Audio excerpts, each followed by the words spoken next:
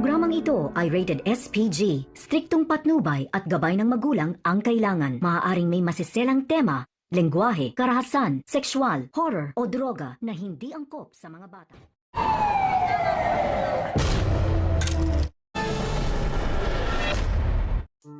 Hindi nga makapaniwala si Roberto na sa isang iglap ang lahat ng kanyang plano na mabawi nga itong si Tanggol at Ramon sa lalong madaling panahon ay tila magwawakas na dahil masamang balita nga ang hatid nitong si Jackie at Miguelito dahil nakuha umano ng mag-amang Montenegro ang kapatid nitong si Marites. Nag-aksaya lang ng panahon si Roberto at pera para piyansahan sana itong si Marites. Ngunit sa huli ay wala rin pala siyang mapapakinabangan sa paglaya ng kanyang kapatid.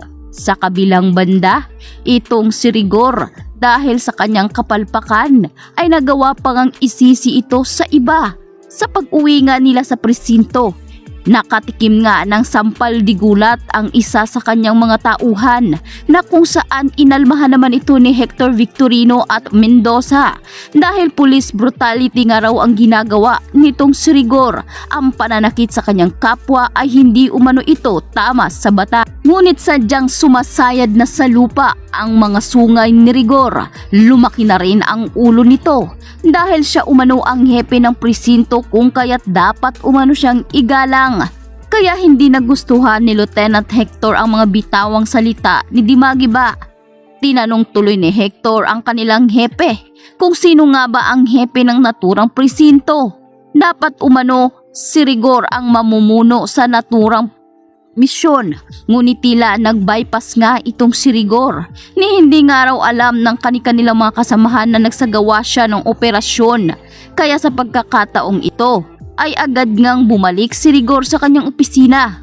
Hindi naman maiwasan ni Mando na pagsabihan ng kaibigan, ngunit sa pagkakataong ito ay imbis magpasalamat si Rigor sa mga payo ni Mando ay tila inapakan na ni Rigor ang pagkatao ng kanyang kaibigang si Mando. Sinabihan siya ni Rigor na wag umanong pakikialaman at wag umanong magsasabi ng basta-basta si Mando sa kanya.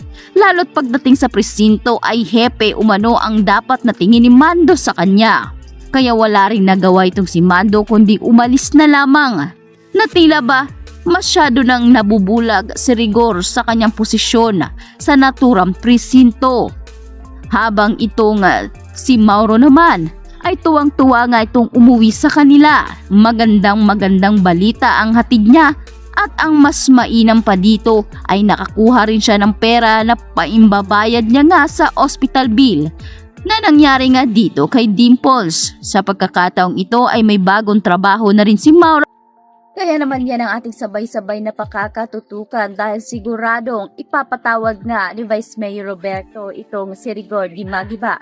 Matapos malaman ito mula kay Jackie at Miguelito na nabawi nila Tanggol at Ramon itong si Marites na kung saan ito pa sana ang kanilang gagawing pain para lumantad nga ang mag-amang Montenegro. Sa kasamaang palad ay wala nang hawak ngayon itong si Rigor. Kaya naman dismayado itong si Roberto. Naisipan nga ni Roberto na talaga nga itong si Mauro Garcia bilang bagong hepe. Dahil talaga namang tibay na nga itong si Mauro mula noon hanggang ngayon. At dito rin ibinalik sa pwesto nitong si Vice Mayor Roberto. Itong si Mauro Garcia na kung saan tuwang-tuwa naman si Ponggay dahil sa wakas ay magbabalik na sa serbisyo bilang pagkapulis ang kanyang amang si Mauro. Ang lahat ng yan natin pagkakatutukan. Maraming salamat sa inyong panonood.